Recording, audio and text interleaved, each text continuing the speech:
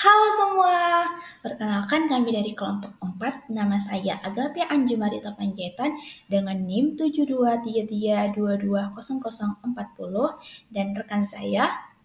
Perkenalkan, nama saya Gloria Stefani dari kelas akuntansi A Stambuk 2023 dengan NIM 7233220018. Pada kesempatan yang berharga ini, kelompok kami akan membahas materi mengenai pencatatan akuntansi keuangan sektor publik dengan dosen pengampu Bapak Muhammad Rizal SE MSI.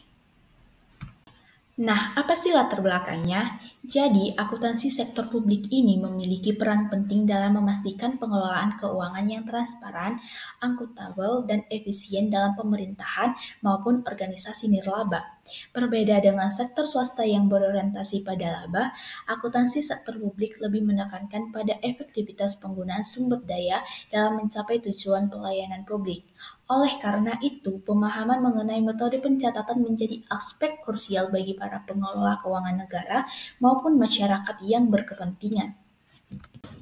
Nah, adapun subtopik dalam materi ini, yang pertama, fokus pengukuran akuntansi sektor publik, yang kedua, 3 jenis sistem pencatatan akuntansi sektor publik, yang ketiga, basis akuntansi sektor publik, yang keempat, akuntansi anggaran, yang kelima, akuntansi komitmen, yang keenam, akuntansi dana, yang ketujuh, akuntansi kas, dan yang terakhir, akuntansi akrual.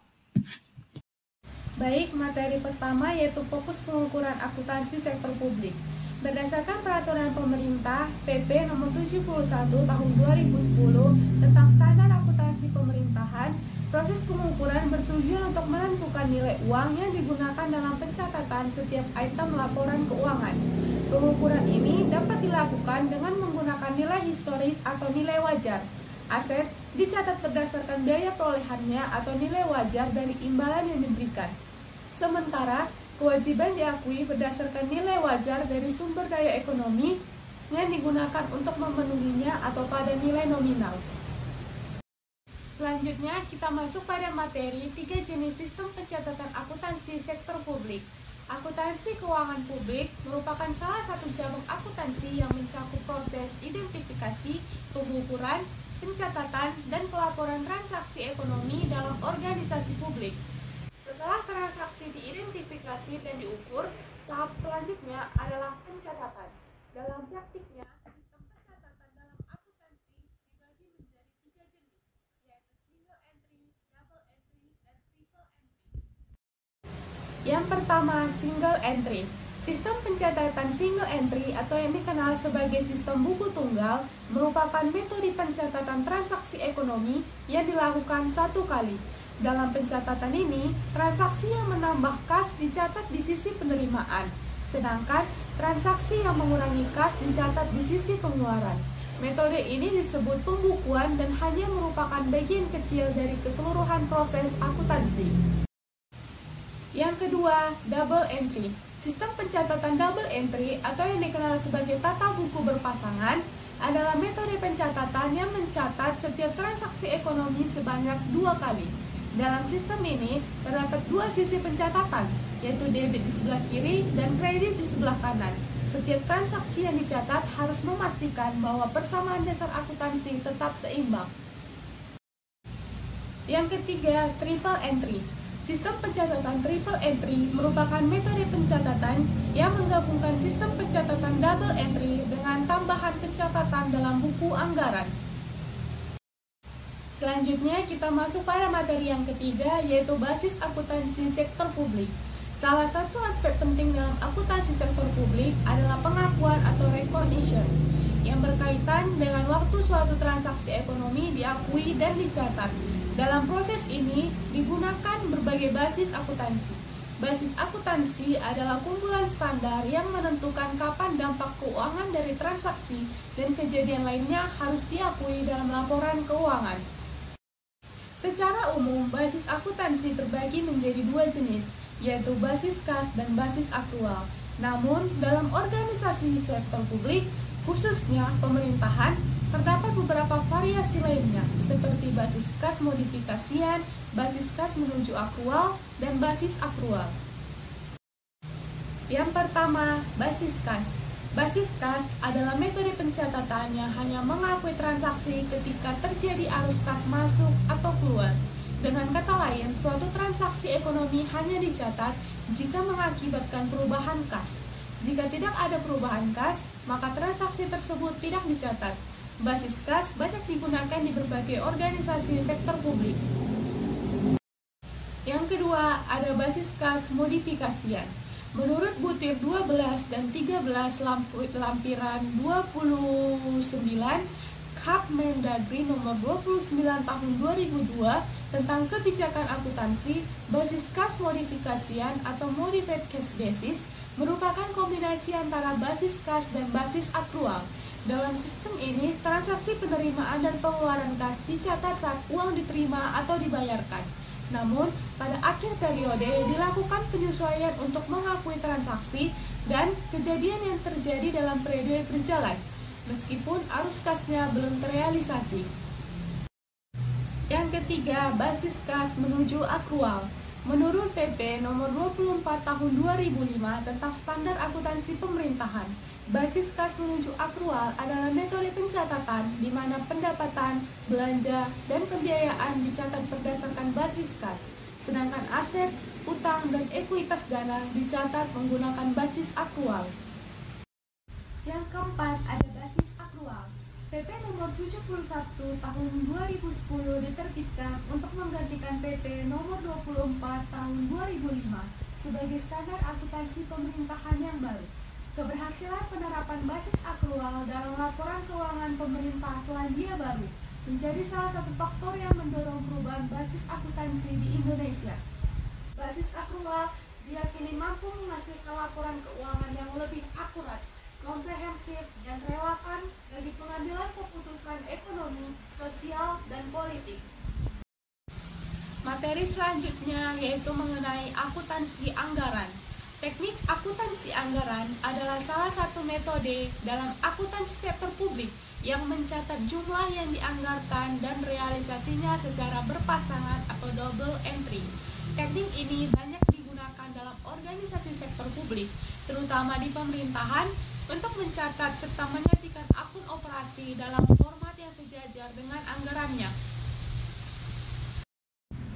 Tujuan utama dari teknik ini adalah untuk menekankan peran anggaran dalam siklus perencanaan, pengendalian, dan akuntabilitas. Teknik akuntansi anggaran didasarkan pada prinsip bahwa anggaran dan realisasi harus selalu dibandingkan agar dapat diidentifikasi varians atau selisih dan dilakukan tindakan koreksi jika diperlukan. Namun, teknik ini lebih menitik beratkan pada bentuk akun-akun keuangan dibandingkan isi atau substansi dari akun itu sendiri. Terdapat beberapa terminologi atau istilah terkait dengan transaksi yang spesifik dalam akuntansi anggaran pemerintah, yaitu yang pertama apresiasi atau appropriation adalah anggaran yang telah disetujui oleh DPR atau DPRD sebagai bentuk mandat yang diberikan kepada Presiden, Gubernur, Bupati, atau Wali Kota untuk melakukan pengeluaran sesuai dengan tujuan yang telah ditetapkan dalam satu tahun anggaran. Yang kedua, ada otorisasi kredit anggaran atau allotment adalah dokumen pelaksanaan anggaran yang menunjukkan bagian dari apropriasi yang dialokasikan kepada suatu instansi. Dokumen ini digunakan sebagai dasar untuk memperoleh dana dari rekening kas umum negara atau daerah guna membiayai pengeluaran selama periode otorisasi yang diterapkan. Yang terakhir ada encumbrance adalah komitmen atau kewajiban yang timbul akibat penerbitan order pembelian kepada pihak ketiga untuk pengadaan barang dan jasa. Selanjutnya adalah akuntansi komitmen. Akuntansi komitmen juga merupakan salah satu teknik akuntansi sektor publik, di mana akuntansi komitmen ini adalah sistem akuntansi yang mengakui transaksi dan mencatatnya pada saat order dikeluarkan. Akuntansi komitmen mengakui transaksi ketika organisasi melakukan transaksi tersebut. Hal ini berarti transaksi tidak diakui ketika kas telah dibayarkan atau diterima. Tidak juga ketika faktur diterima atau dikeluarkan, akan tetapi pada waktu yang lebih awal, yaitu ketika order dikeluarkan atau diterima. Secara umum, dalam organisasi sektor publik, setiap dana yang dimiliki biasanya memiliki tujuan penggunaan yang berbeda. Perbedaan ini bisa disebabkan oleh faktor eksternal seperti pembatasan dari pihak pemberi dana atau faktor internal seperti kebijakan perencanaan manajemen. Pembatasan dalam penggunaan dana mengharuskan adanya pertanggungjawaban kepada pihak pemberi dana atau donatur. Oleh karena itu, organisasi nirlaba dan institusi pemerintah menerapkan akuntansi dana atau fund accounting untuk mengelola dana yang penggunaannya dibatasi atau restricted fund, serta memastikan kepatuhan terhadap persyaratan yang ditetapkan oleh pemberi dana. Secara umum, dana dalam organisasi sektor publik dapat dikategorikan ke dalam dua kelompok utama, yaitu dana yang bisa dibelanjakan dan yang kedua dana yang tidak bisa dibelanjakan. Materi selanjutnya adalah akuntansi kas. Dalam penerapan akuntansi berbasis kas, pendapatan diakui saat kas diterima, dan pengeluaran dicatat saat kas dibayarkan. Keunggulan utama dari metode ini adalah kemampuannya mencerminkan pengeluaran secara nyata, objektif, dan real. Namun, prinsip akuntansi yang berlaku umum atau GIIP tidak merekomendasikan penggunaan basis kas karena metode ini tidak memberikan gambaran yang akurat mengenai kinerja keuangan suatu entitas. Dengan pendekatan berbasis kas, efisiensi dan efektivitas suatu kegiatan, program, atau aktivitas menjadi sulit diukur secara memadai. Baik, materi selanjutnya adalah akuntansi akrual. Akuntansi berbasis akrual dianggap lebih unggul dibandingkan akuntansi berbasis kas karena mampu menghasilkan laporan keuangan yang lebih andal, akurat, komprehensif, dan relevan untuk pengambilan keputusan ekonomi, sosial, dan politik. Penerapan akrual basis dalam akuntansi sektor publik bertujuan untuk menentukan cost of service serta charging for service, yaitu mengidentifikasi biaya yang dikeluarkan untuk menyediakan layanan publik dan menentukan tarif yang dibebankan kepada masyarakat. Hal ini berbeda dari penerapan akrual basis dalam sektor swasta yang bertujuan untuk mencocokkan biaya dengan pendapatan. Perbedaan ini muncul karena sektor swasta berorientasi pada pencapaian keuntungan atau profit oriented, sedangkan sektor publik lebih menekankan optimalisasi pelayanan kepada masyarakat atau public service oriented. Adapun kesimpulan dari pembahasan materi ini adalah, akuntansi sektor publik merupakan elemen krusial dalam pengelolaan keuangan pemerintah dan organisasi nirlaba untuk memastikan transparansi dan akuntabilitas.